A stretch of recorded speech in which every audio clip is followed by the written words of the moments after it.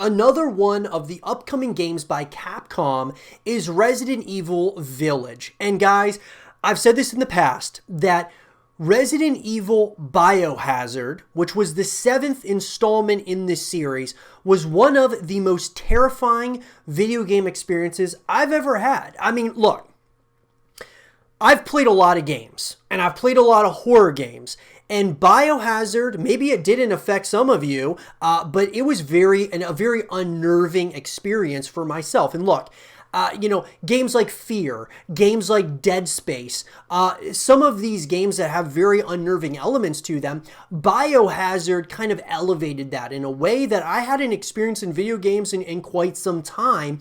And I'm not going to say that Biohazard is the scariest game of all time, but it's certainly up there for me. And so coming off of that, it really...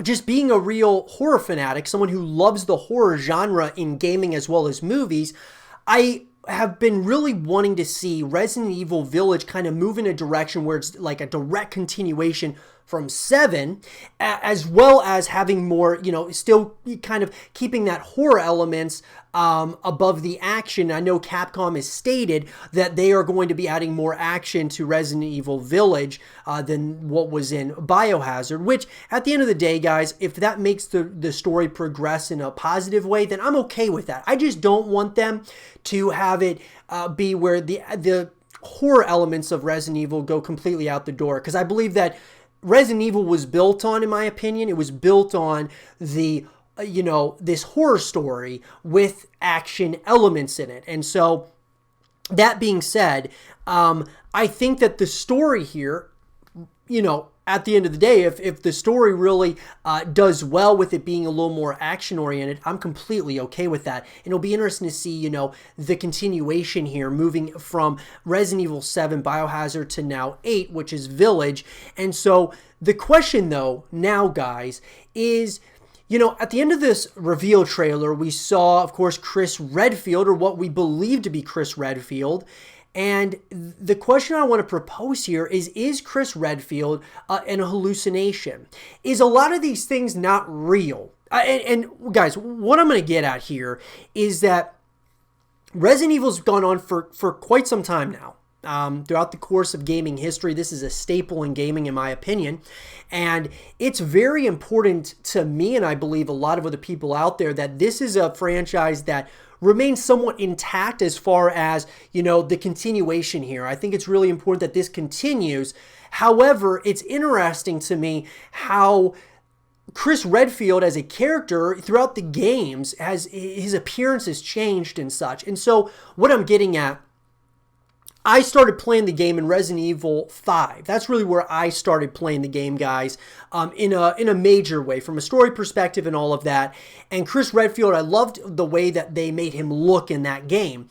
And as it's progressed here, and we've seen him age, or just, whatever the case might be, he's changed. His appearance has changed in each of these games. And you look even way back into the earlier games, it's consistently changing. Now, the big question is Chris Redfield even a real like person within this universe, or is he a hallucination? Is he, some type of just imagination that we have as a character? Capcom could really play some mind-bendy kind of tricks when we go into Resident Evil Village in a number of ways. And one of those is obviously, Chris Redfield here and what this all means. Look, a lot of what we experienced in Biohazard, I wouldn't be surprised if some of those things were obviously hallucinations, if they were things that weren't happening. I feel like there's an overarching narrative or storyline going on here, and we might not even know about it. And that's what makes this a very intriguing continuation in this franchise. This is, like I said, guys, next year, this is one of my most anticipated games of the year already for 2021 because of just because of like where they're going with the story. After coming off of Biohazard, I loved Biohazard so much. I wish that there was just more that I could have done in that universe.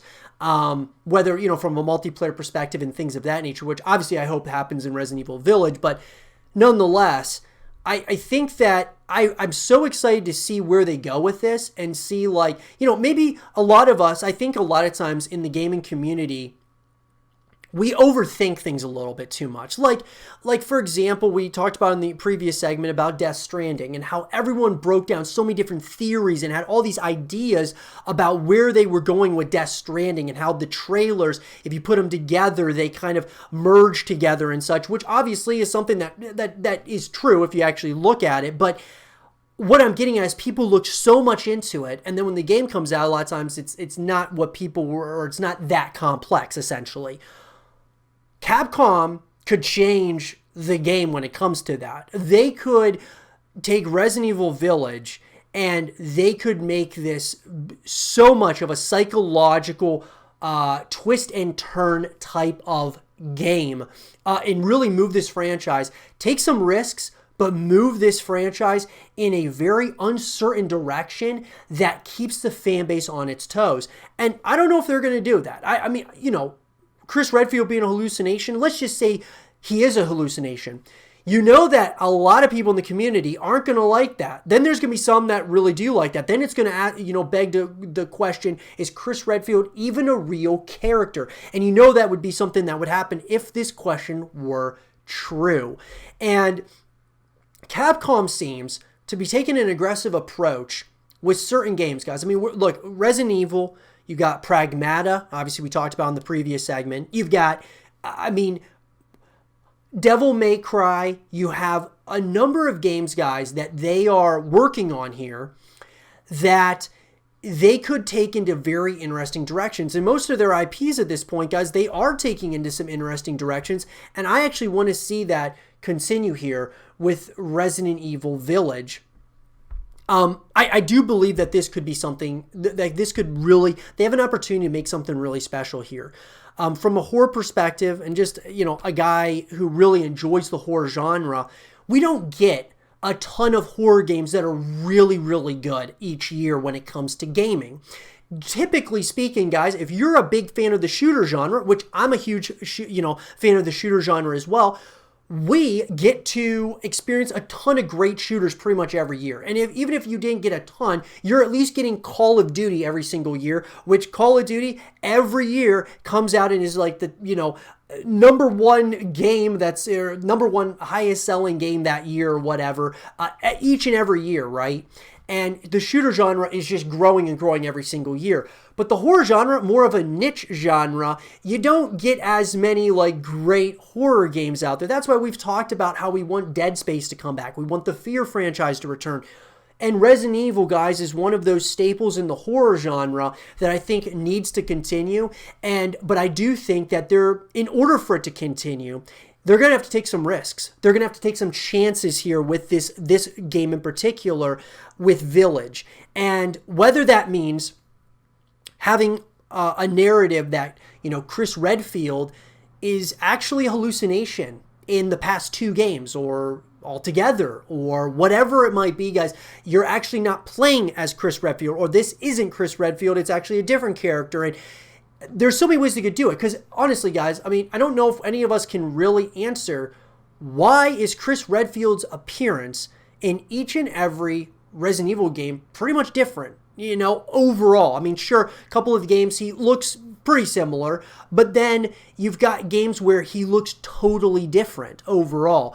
And so I just want to pass this question on to you guys, and I'm going to have a number of videos kind of like this related to Resident Evil Village and why this game could be one of the just most psychological, mind-bending, trippiest types of horror games that we've seen in recent times if Capcom decides to do that, which I believe they might actually do that.